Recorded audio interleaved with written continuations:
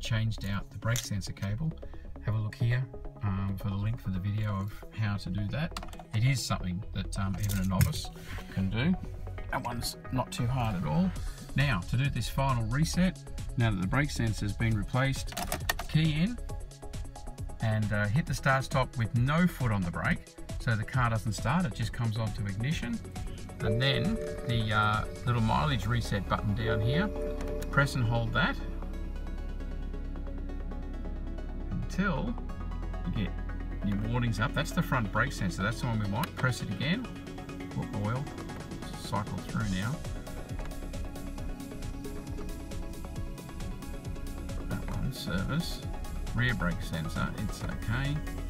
Front brake sensor, press and hold. Reset, let it go, press it again. I do want to reset it, it's saying minus 15,000. I'm not too sure if that reset or not. Let's have a look. So we'll press and hold this.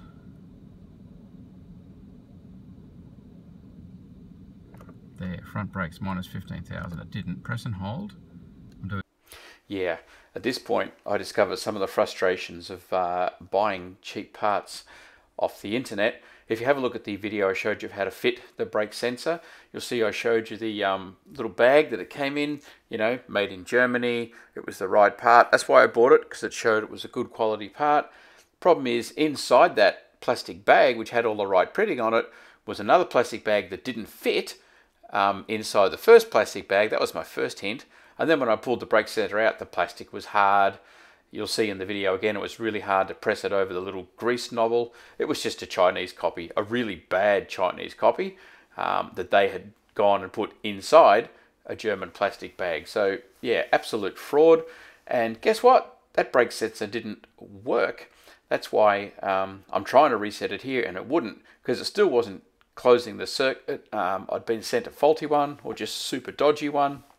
I had to pull the wheel off again. And when I had a look at the sensor, I grabbed it and the end part of the sensor came off in my hand and the wire came away. Just so disappointing. So anyway, got my money back on that. And then bought another one. And this time, the one that came through was much better quality. And when I put it in, the brake sensor reset. The procedure I showed you at the start of this video is absolutely right. And that will reset the brake sensor. Front, rear, it's all the same. Service light as well. That's where you reset them, and that's the procedure you do. The important thing though, and there's forums up on the internet about this, important thing to note is that if it won't reset, like again, look at the live picture right now, pressing and holding, reset, yeah, I wanted to reset, and it just doesn't. You can go through that, you can do it 100 times. What it's telling you is that there's no circuit. Like that little sensor lead that goes in is just a wire that comes down. It has to be a complete circuit, wire that goes back. It's happy you can reset it if that's the case. And that little black rhino hump on the top of it, when it wears against the disc rotor, you'll know that it'll break the wire at that point. It'll come up and say, whoa, your brakes need to be serviced because they're getting low. That's how the whole system works. Unless you get sent one from China that doesn't work, even when you plug it in, you have to do the whole thing again. But that's really important. I was reading forums on the internet and it's all like, do this and then switch the car off and do all these special procedures. Yeah, what a lot of rot.